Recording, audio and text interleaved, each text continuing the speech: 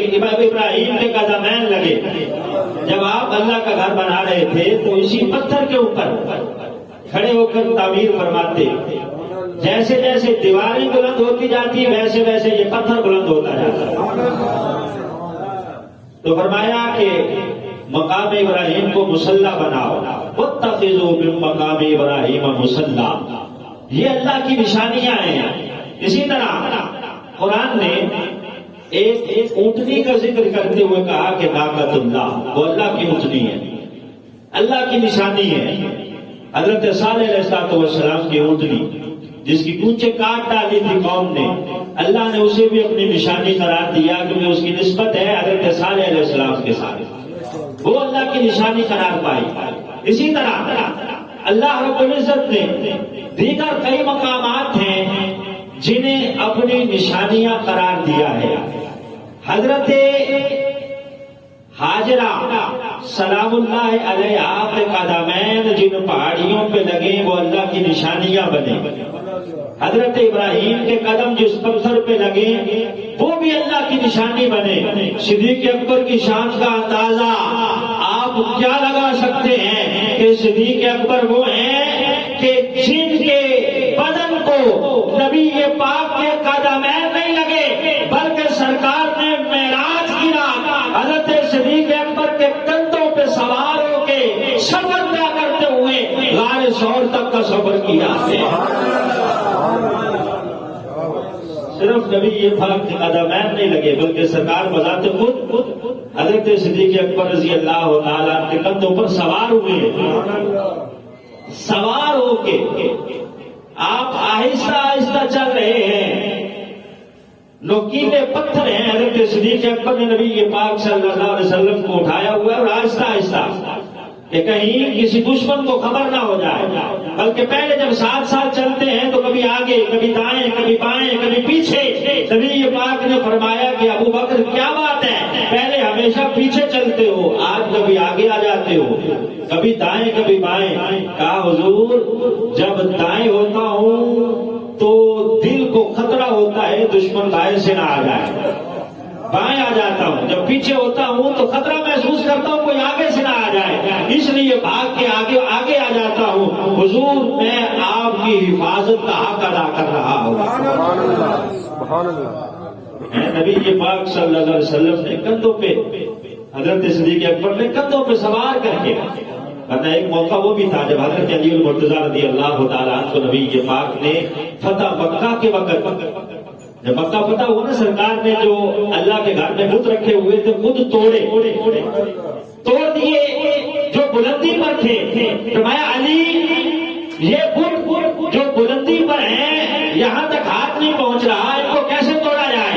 کہا حضور میں نیچے بیٹھتا ہوں آپ میرے کندھوں پر تشریف لائیں آپ کو میں بلند کرتا ہوں اور آپ ان بتوں کو جو کعبے کی چھت پہ رکھے ہوئے ہیں اپنے ہاتھوں سے توڑ دیجیے. ابھی یہ بات نے فرمایا علی تم بھارے نبوت کو اٹھا نہیں سکتے، تم نہیں اٹھا سکتے میرا وزن. بھارے نبوت اٹھانے کی تمہارے اندر سکت نہیں ہے. علی تم میرے کندھوں پہ آؤ میں تمہیں اٹھاتا ہوں تم باقی بت توڑ دو. حضرت علی سے تو فرمائے کہ تم بھارے نبوت اٹھا نہیں سکتے. حضرت صدیق اکبر نے نہ صرف اٹھایا ہے بلکہ اٹھا کے غار تک کا سفر طے کروایا ہے. اسی لیے خود حضرت علی فرماتے تھے اشجع الناس ابو بکر.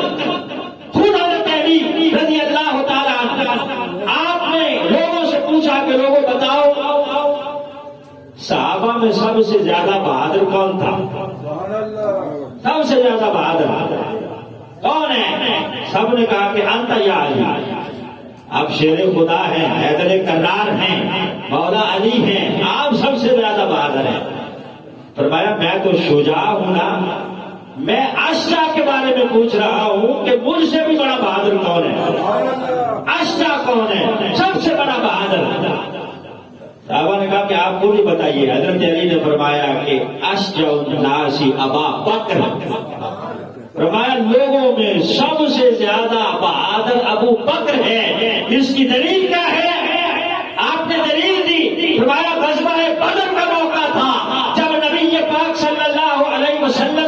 لیے چھپر تیار کیا گیا، ایک ٹیلا بنایا گیا کہ آپ اس ٹیلے پہ کھڑے ہو کر سارے میدان جنگ کا جائزہ لیتے رہیں گے، اور وہاں مشورہ ہوا کہ آج نبی پاک کا باڈی گارڈ کون ہوگا۔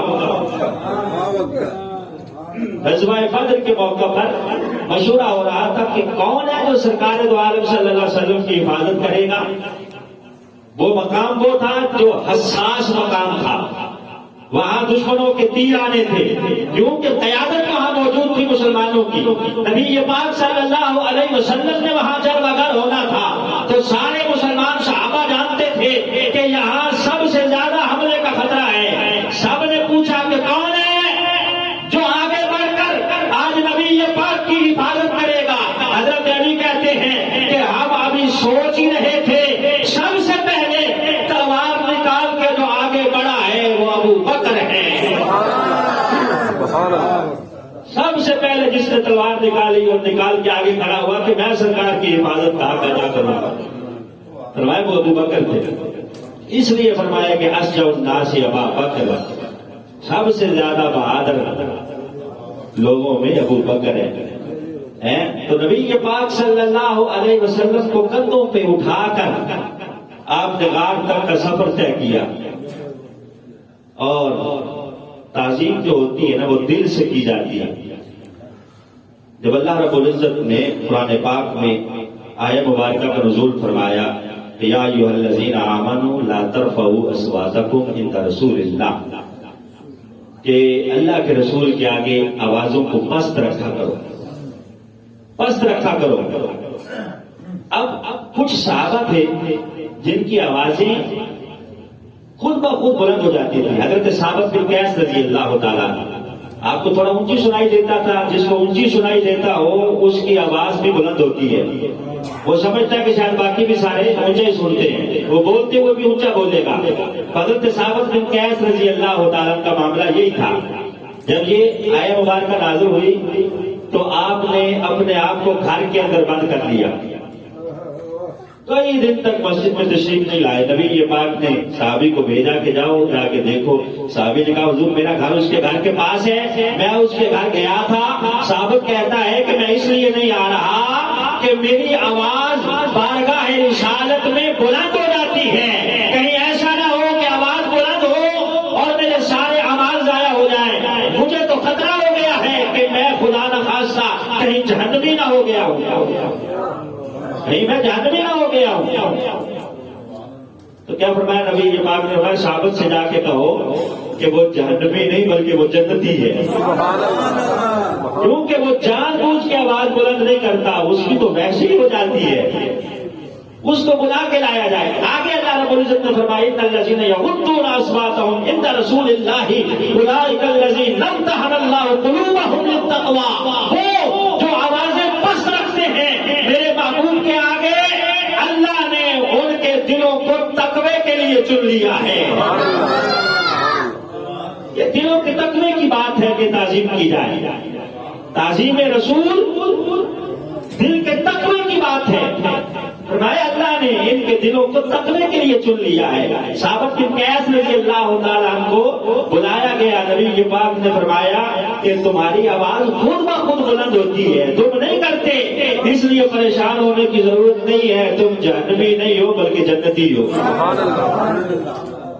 تو تعظیم جس چیز کا تعلق نبی پاک کے ساتھ ہے یا کسی ایسی چیز کے ساتھ ہے جو چیز عزت والی ہے، اللہ کے کسی نبی کے ساتھ تعلق ہے جس کو اللہ نے قرآن میں اپنی نشانی قرار دیا ہے یا نہیں قرار دیا، اس چیز کی تعظیم کرنا یہ ہر مسلمان کے ذمہ لازم ہے۔ ایمان مکمل ہی تب ہوتا ہے، اس لیے ہم کہتے ہیں کہ اہل سنت وہ ہیں جو نبی پاک کے صحابہ کی بھی تعظیم کرتے ہیں، اہل بیت کی بھی تعظیم کرتے ہیں۔ اعلی حضرت نے اس لیے فرمایا کہ اہل سنت کا ہے بیڑا پار کے اصحاب رسول نجم ہے اور ناؤ ہے عطرت رسول اللہ کی، نجم ہے اور ناؤ ہے عطرت رسول اللہ کی، ہم رسول